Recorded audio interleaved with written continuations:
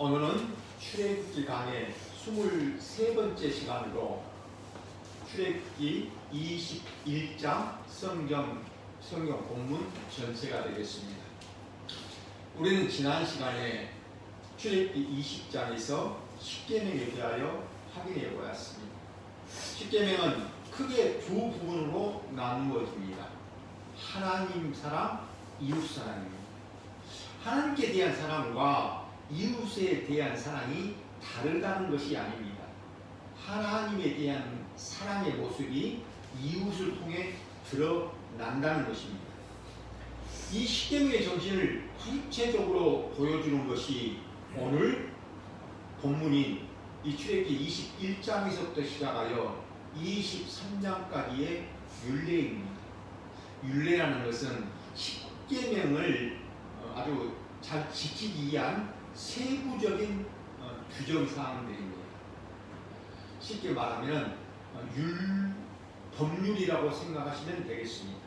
자, 오늘 이제 출애굽기 21장 본문 1절에서부터 우리 4절까지를 함께 보십니다. 출애굽기 21장 1절에서부터 4절입니다. 함께 한 목소리로 읽습니다. 내가 백성 앞에 세울 법규는 이러하니라. 내가 히브리 종을 사면 그는 엿새 해 동안 섬길 것이요 일곱째에는 몸값을 물지 않고 나가 자유인이 될 것이며 만일 그가 단신으로 왔으면 단신으로 나갈 것이요 장가 들었으면 그의 아내도 그와 함께 나가리니와 만일 성전이 그에게 아내를 주어 그의 아내가 아들이나 딸을 낳았으면 그의 아내와 그의 자식들은 성전에게 속할 것이요 그는 단신으로 나갈 것이로되. 모세가 이스라엘 백성들에게 이제 가나안 땅에 들어가서 살게 될 때에 지켜야 할 법률에 대하여 설명을 합니다. 먼저 남자 종에 대한 설명입니다. 히브리 종을 사면 6년 동안 그 종은 주인을 섬길 것이고 7년째에는 그 종을 자유인이 되게 하라고 하십니다. 원칙적으로 히브리 사람은 동족인 히브리 사람을 종으로 삼을 수 없습니다. 그러나 빚을 지고 이 빚을 갚지 못할 경우 그 빚 대신에 자신의 몸을 종으로 이제 파는 것입니다. 이런 경우에도 주인은 종을 형제처럼 같은 동족이기 때문에 형제처럼 대우해야 합니다. 비인격적으로 무시하고 비인격적으로 대우하면 안 됩니다. 그리고 아무리 많은 빚을 졌다 할지라도 6년 동안 주인을 섬긴다면 7년째 되는 때에는 반드시 그 종을 해방시켜서 자유롭게 해주라는 것입니다.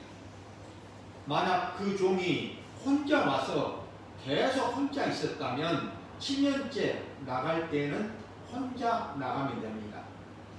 그 종이 주인의 집에 온 후에 결혼을 하였는데 자녀가 없다면 나갈 때 그의 아내와 함께 나가면 됩니다. 그리고 종이 주인의 집에 온 이후에 주인이 아내를 주어 결혼을 하고 자녀를 낳았다면 그 아내와 자녀는 주인의 소유가 됩니다. 그러기에 나갈 때는 종 혼자만 나가야 합니다. 이렇게 종에게 7년째에는 자유를 주라고 하시는 이유가 무엇일까요? 우리 여기 표시를 하고 신명기로 갑니다. 구약성경 286페이지입니다.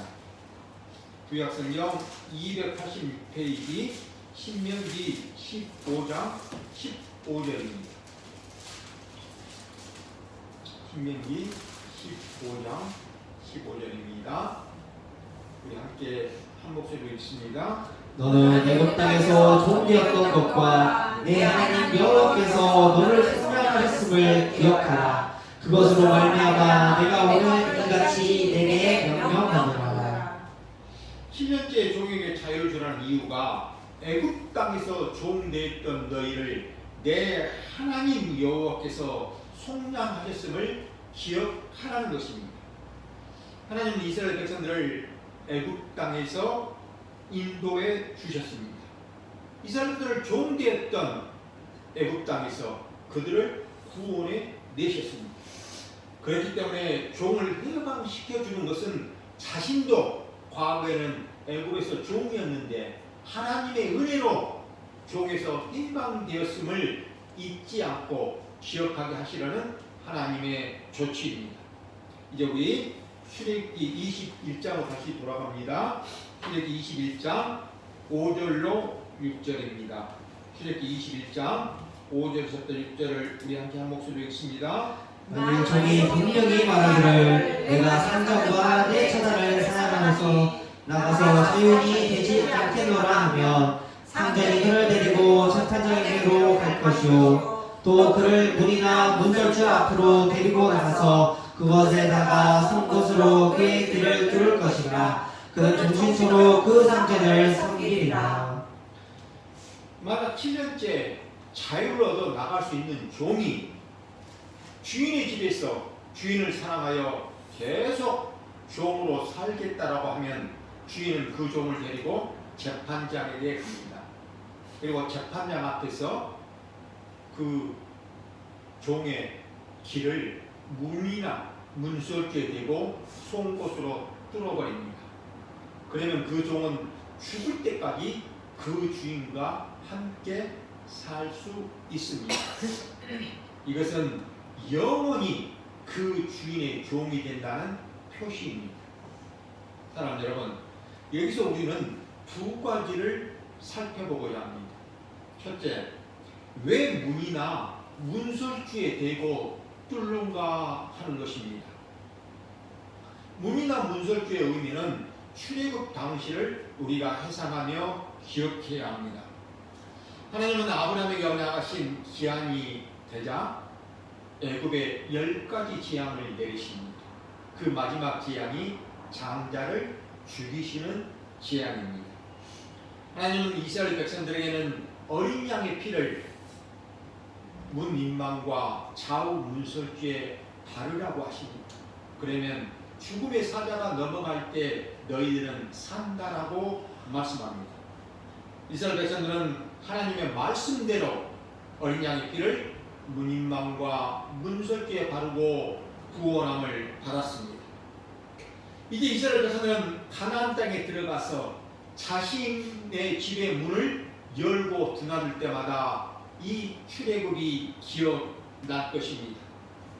하나님은 애굽에서 인도하여 내신 이 여호와 하나님의 은혜를 잊지 않게 하시려고 문이나 문설주에 대고 뚫게 송곳으로 뚫게 하신 것입니다. 둘째, 왜 길을 뚫게 하시는가 하는 것입니다. 하나님은 영원한 종의 표시를 말로만이 아니라 눈에 보이도록 표시하도록 하십니다. 이건 역시 뚫린 길을 볼 때마다 애굽의 종되었던 과거를 잊지 않고 기억하게 하시기 위함입니다. 이러한 율례는 장차 예수 그리스도께서 택하신 백성들을 죄의 종에서 또 해방시켜 주실 것에 대한 모형과 그림자로서의 예표입니다. 이제 우리 출애굽기 21장 7절에서부터 11절을 함께 보십니다. 7절에서부터 11절입니다. 사람이 자기의 딸을 여종으로 팔았으면 그는 남종같이 나오지 못할지며 만일 상전이 그를 기뻐하지 아니하여 상관하지 아니하면 그를 생녀하게 할 것이나 상전이 그 여자를 속인 것이 되었으니 외국인에게는 팔지 못할 것이요 만일 그를 자기 아들에게 주기로 하였으면 그를 딸같이 대우할 것이요 만일 상전이 다른 여자에게 장가갈지라도 그 여자의 음식과 의복과 동침하는 것을 끊지 말 것이요 그가 이 세 가지를 수행하지 아니하면 여자는 속전을 내지 않고 거저 나가게 할 것이니라. 여자종에 대한 내용입니다. 왜 남종과 여종을 구별하시는 것일까요? 남종은 노동력이 우선입니다. 그런데 여종은 노동력만이 아니라 성적인 문제가 있습니다. 그래서 남종과 여종을 구별하여 말씀하시는 것입니다. 그러니까 빚을 갚지 못했을 경우 그 빚 대신에 사람이 종으로 팔려가는 것을 우리는 보았습니다. 만약 채권자의 주인이 남자 종을 요구하지 아니하고 여자를 종으로 요구하면 딸이 팔려가게 되는 것입니다. 이렇게 주인이 여자를 종으로 사는 것은 자신의 아내를 삼기 위하거나 또는 자신의 아들의 아내를 삼기 위한 것입니다. 그런데 주인이 여종을 사온 이후에 이 여종이 마음에 들지 않아서 동침을 하지 않는다면 주인은 그 여종을 값없이 해방시켜 주어야 합니다. 여종이 마음에 들지 않는다고 해서 히브리 민족이 아닌 다른 민족에게, 다른 외국 사람에게 팔아서는 안 됩니다. 외국 사람에게 팔아버리면 그 여종이 7년째 자유의 몸이 될 수 없기 때문입니다. 주인이 여종을 아들의 아내로 삼기 위하여 샀다면 반드시 자신의 딸과 같이 딸처럼 대우하라고 합니다. 만약 주인이 다른 여자를 아내로 맞이하여도 그 여종에게 의무를 다하라고 합니다. 그 의무가 음식과 의복과 동침하는 것을 끊지 말고 제공해 주라는 것입니다. 이 세 가지를 하지 않으려면 그 여종을 값없이 자유롭게 보내주라고 합니다. 이처럼 여종은 남자 종처럼 7년째 자유의 몸이 될 수는 없지만 주인 마음대로 할 수 없도록 하신 것입니다. 주인의 아내가 되든지 또 주인 아들의 아내가 되든지 딸같이 대우를 하라고 하십니다. 이 동일한 문장이 평행구절로 신명기 15장에 나옵니다. 신명기 15장에서는 여종도 남종들처럼 6년을 주인을 섬기는 7년째에는 자유를 주게 합니다. 그러나 여종이 주인을 사랑하여 그 주인과 함께 계속 살기를 원한다면 남종처럼 제사장, 재판장 앞에 데리고 가서 길을 뚫으면 됩니다. 신명기에서는 일반적인 여종에 대한 규례를 말하고 여기 출애굽기 21장에서는 아내를 삼거나 며느리를 삼기 위한 그런 경우에 여종의 경우를 말하는 것입니다. 이제 우리 출애굽기 21장 12절에서부터 17절을 함께 보십니다. 12절로 17절입니다. 사람을 쳐 죽인 자는 반드시 죽을 것이나 만일 사람이 고의적으로 한 것이 아니라 나 하나님이 사람을 그의 손에 넘긴 것이며 내가 그를 위하여 한 곳을 정하리니 그 사람이 그리로 도망할 것이며 사람이 그의 이웃을 고의로 죽였으며 너는 그를 내 재산에서라도 잡아내려 죽일지니라. 자기 어머니나 그의 어머니를 치는 자는 반드시 죽일지니라. 사람을 납치한 자가 그 사람을 팔았든지 자기 수하에 두었든지 그를 반드시 죽일지니라. 자기의 아버지나 어머니를 저주하는 자는 반드시 죽일지니라. 하나님께서 사형에 해당되는 범죄에 대해서 말씀합니다. 이런 범죄자들은 반드시 죽이라고 하십니다. 첫째는 사람을 쳐서 죽인 자는 반드시 죽이라고 합니다. 이미 십계명에서 하나님은 살인하지 말라고 말씀하셨습니다. 그런데 여기서는 살인에 대하여 좀 더 구체적으로 말씀하고 있습니다. 사람을 죽였다 할지라도 두 가지 경우에는 사형에서 져야 됩니다. 하나는 고의적인 살인이 아닌 경우입니다. 함께 산에서 나무를 하다가 토끼가 자위에서 빠져서 옆에 사람이 맞아 죽어버렸습니다. 또 우연히 사람을 미쳤는데 그 사람이 넘어져서 죽어버린 경우가 있습니다.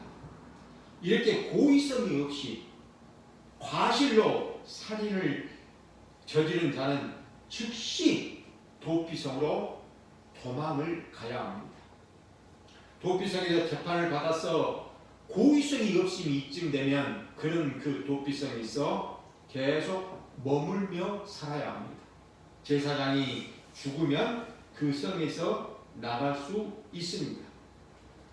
하지만 조사한 결과 고의성이 드러나면 비록 그가 제단불을 잡고 있다 할지라도 반드시 끌어내서 죽이라고 말씀합니다. 다른 하나는 하나님의 징계나 심판으로 일어난 살인인 경우입니다. 이 두 가지 외에 살인한 자는 반드시 죽이라고 말씀합니다. 둘째는 자신의 아버지나 어머니를 치는 자는 반드시 죽이라고 합니다. 셋째는 아버지나 어머니를 저주하는 자도 반드시 죽이라고 합니다. 부모를 치는 정도가 아니라 저주만 해도 반드시 죽이라고 합니다. 부모에 대해서는 왜 이렇게까지 엄격한 것일까요? 우리의 동양 효 사상으로 말씀하시는 것이 아닙니다. 부모는 이스라엘의 부모는 하나님의 언약의 전달자입니다. 하나님의 언약을 전달하는 부모를 때리거나 저주하는 것은 곧 하나님을 치고 저주하는 것과 같기에 반드시 죽이라고 하시는 것입니다. 넷째는 사람을 유괴한 자는 반드시 죽이라고 합니다. 사람을 납치해서 그를 팔거나 또는 자기 수하에 두고 부린다 할지라도 반드시 죽이라고 합니다. 이제 우리 출애굽기 21장 18절로 19절 함께 보십니다. 18절부터 19절입니다. 사람이 서로 싸우다가 하나가 돌이나 주먹으로 그의 상대방을 치나 그가 죽지 않고 자리에 누웠다가 지팡이를 짚고 일어나 보면 그를 친 자가 형벌을 면하되 그간의 손해를 배상하고 그가 완치되게 할 것이니라. 사람이 서로 싸우다가 상대방을 돌이나 주먹으로 때려서 상대방이 죽었다면 살인한 자는 사형을 받습니다. 그러나 상대방이 바로 죽지 아니하고 자리에 누웠다가 일어나서 지팡이를 잡고 걷는다면 그 때린 자는 벌을 받지는 않습니다. 다만 상대방에게 누워있는 동안에 손해를 배상해 주어야 하고 또 치료도 해 주어야 합니다.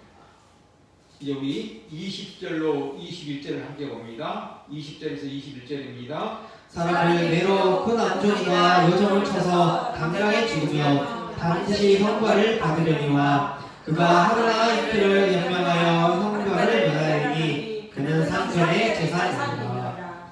고대사에서 종은 주인의 재산이었습니다. 주인이 마음대로 할 수 있었습니다. 그런데도 성경은 이런 종에게도 함부로 하지 못하게 합니다. 주인이 종을 때리다가 그 종이 당장 죽으면 그 주인은 반드시 형벌을 받습니다. 사형에 처해집니다. 그러나 종이 바로 죽지 아니하고 하루 이틀 연명을 하면 주인은 벌을 받지는 않습니다. 이것은 주인이 종을 교육하기 위하여 매를 때릴 수는 있지만 죽일 의도를 가지고 때려서는 안 된다는, 죽일 의도를 가지고 때리지 못하도록 하시는 조치인 것입니다. 이제 우리 22절 3절만 함께 보십니다. 22절입니다. 사람이 서로 싸우다가 임신한 여인을 쳐서 낙태하게 하였으나 다른 애가 없으면 그 남편의 청구대로 반드시 벌금을 내되 재판장의 판결을 따라 낼 것이니라. 사람이 서로 싸우는데, 남자끼리 서로 싸우는데 이 남자의 아내 된 사람이 임신을 한 경우 남편을 이렇게 거둘 수 있지 않겠습니까? 편을 들면서. 그런데 혹시 그때 이 임산부가 맞아서 낙태를 하게 되었다면 그 여자의 남편이 청구한 대로 벌금을 내야 합니다. 이 벌금은 재판장의 판결에 따라 결정됩니다. 재판장이 판결합니다. 이런 것은 태아에 대해서도 보호하시려는 법입니다. 이제 우리 23절에서부터 25절을 함께 보십니다. 23절 25절입니다. 그러나 내가 있으면 그때 생명은 생명으로, 눈으로 눈으로, 이는 이로, 손은 손으로, 발은 발로, 된 것은 된 것으로, 상하게 한 것은 상함으로, 때린 것은 때림으로 갚을지니라. 생명은 생명으로, 눈에는 눈으로, 이에는 이로. 우리는 이것을 흔히 동해보복법 또는 동해복수법이라고 말하는 본문입니다. 이권에 발생한 손해에 대해서는 반드시 손해받은 만큼만 갚으라는 것입니다. 그 이유가 무엇 때문입니까? 바로 인간의 악함 때문입니다. 사람은 누군가에게 상처를 받거나 피해를 입으면 어떻습니까? 받은 대로만 갚아주려고 합니까? 그렇지 않습니다. 내가 받은 것 그 이상으로 되갚아주고 싶은 마음이 우리 생각 속에 납니다. 그런 생각이 자연스럽게 듭니다. 2배로? 아니 10배로 갚아주고 싶은 생각이 드는 게 바로 저와 여러분들 아닙니까? 그런데 성경이 법대로하면 어떻게 됩니까? 만약 내가 5대를 맞았다면 재판장에게 고소를 합니다. 그러면 재판장 앞에서 정당하게 당당하게 5대만 때리면 됩니다. 이것은 힘이 없는 약자를 보호하시려는 조치입니다. 만약 이런 법이 없다면 어떻게 될까요? 하나님께서 택한 이스라엘 백성일지라 할지라도 힘 있는 자는 과도하게 복수를 하려고 할 것입니다.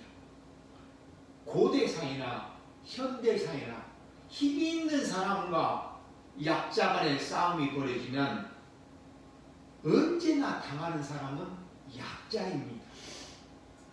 돈이 많고 힘 있는 사람은 상해를 입히고서도 돈이나 또는 힘으로 해결함으로써 자신의 신체를 보호하려고 할 것입니다. 그러므로 율법으로 동해보복법을 주신 것은 인간의 악함으로 인하여 그 과도하게 복수하려고 하는 그 복수심을 제어하시기 위함인 것입니다. 사랑하는 여러분, 이러한 동해보복법은 예수 그리스도께서 택한 백성들의 죄를 배상해 주실 것에 대한 모형과 그림자입니다. 하나님은 이 법대로 우리에게 그대로 적용하시지 않으셨습니다.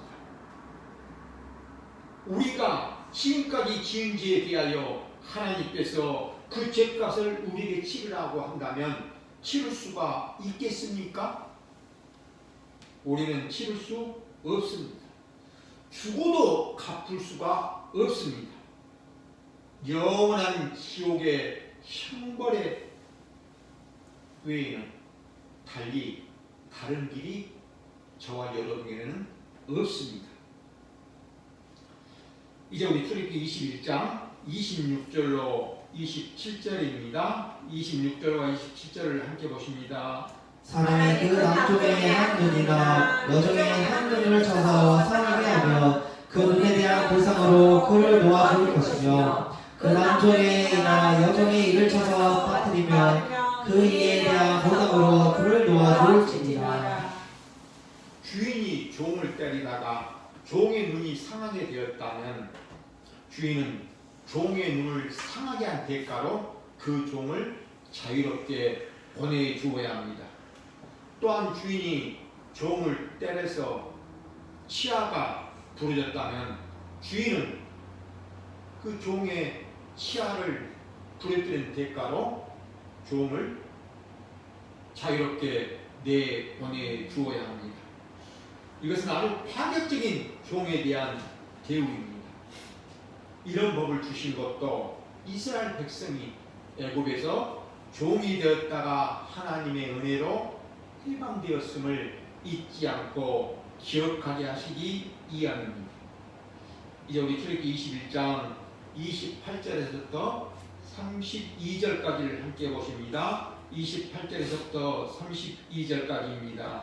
소가 남자나 여자를 받아서 죽이면 그 소를 반드시 돌로 쳐서 죽일 것이요 그 고기는 먹지 말 것이며 인자는 형벌을 면하려니와 소가 본래 받는 버릇이 있고 그 인자는 그로 말미암아 형벌을 받았으되 단속하지 아니하여 남문을 막론하고 받아 죽이면 그 소는 돌로 쳐 죽일 것이고 인자도 죽일 것이며 만약에 그에게 속죄금을 부여하며 무릇 그 명령한 것을 생명의 대가로 낼 것이고 아들을 받든지 딸을 받든지 이 법규대로 그 인자에게 행할 것이며 소가 만일 남종이나 여종을 받으며 소 인자가 은 30세겔을 그의 생전에게 줄 것이요 소는 돌로 쳐서 죽일지니라.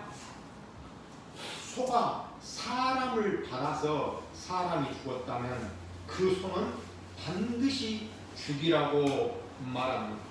그리고 그 소의 고기는 먹지 말 것이며 그 소의 주인은 형벌을 면할 것이라고 합니다. 그러나 소가 받는 버릇이 있음을 알고서도 주인이 단속을 하지 않아서 소가 사람을 죽였다면 그 소는 반드시 죽일 뿐만 아니라 그 주인도 죽이라고 말씀합니다. 만약 소가 종을 받아서 죽게 되었다면 그 소는 반드시 돌로 쳐서 죽이라고 합니다. 그리고 소 주인은 종의 주인에게 은 30세겔을 배상하라고 합니다. 종의 몸값이 은 30세겔이기 때문입니다. 이 은 30세겔은 예수 그리스도께서 죄인들을 위하여 은 30에 팔리실 것과 죽으실 것에 대한 모형과 그림자입니다. 이제 우리 33절부터 34절을 함께 읽습니다. 33절에서부터 34절입니다. 사람이 구덩이를 열어두거나 구덩이를 파고 덮지 아니하므로 소나 나귀가 거기에 빠지면 그 구덩이 주인이 잘 보상하여 짐승의 인자에게 돈을 줄 것이요 죽은 것은 그가 차지할 것입니다. 사람이 구덩이를 파고 덮지 않아서 소나 가축이 빠져 죽었다면 구덩이를 판 사람은 가축의 주인에게 돈으로 배상을 해야 합니다.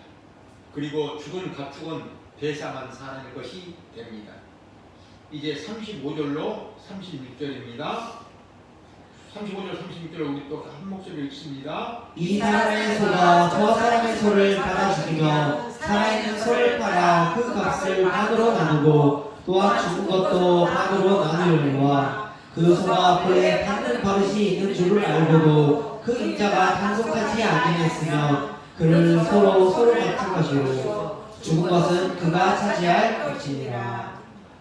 소가 다른 소를 받아서 죽었다면 그 살아있는 소를 팔아서 그 값을 반으로 나누고 또 죽은 소도 반으로 나누어서 가지라고 합니다. 그러나 소가 받는 버릇이 있음을 알고서도 주인이 단속을 하지 않아서 소가 받아 죽였다면 죽임을 당한 소의 주인에게 다른 소로 배상을 해야 합니다. 그리고 죽은 소는 배상하는 사람의 것이 됩니다. 사랑하는 여러분, 하나님은 왜 소나 가축에 대해서도 이렇게 구체적으로 말씀하신 것일까요? 당시 가축은 중요한 재산이었습니다. 특히 소는 하나님께 제사를 드릴 때 사용되는 제물이기도 합니다.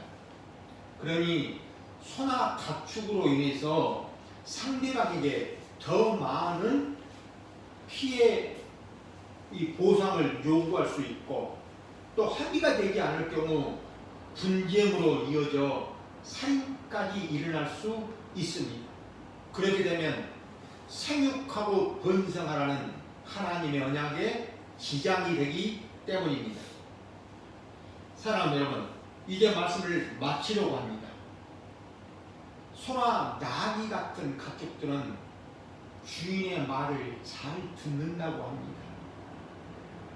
그런데 소가 주인의 말을 듣지 않고 사람을 받아 죽이면 반드시 그 소를 돌로 쳐서 죽이라고 말씀하십니다. 사랑하는 여러분, 사람을 만드신 주인이 누구십니까? 하나님이십니다. 그런데 사람이 자신을 만드신 주인을 알지 못하고 그 주인의 말을 듣지 아니하고 그 주인에게 대든다면 어떻게 해야 합니까? 반드시 죽여야 합니다. 육체의 죽음으로만 끝나는 정도가 아니라 영원한 지옥의 형벌에서 영원히 고통을 받는 것은 마땅한 것입니다. 당연한 것입니다. 그런데 주인 대신 우리 하나님께서 우리를 불쌍히 여기시고 긍휼을 베풀어 주셨습니다. 우리에게 다른 길이 없기에 하나님께서 길을 만드셨습니다.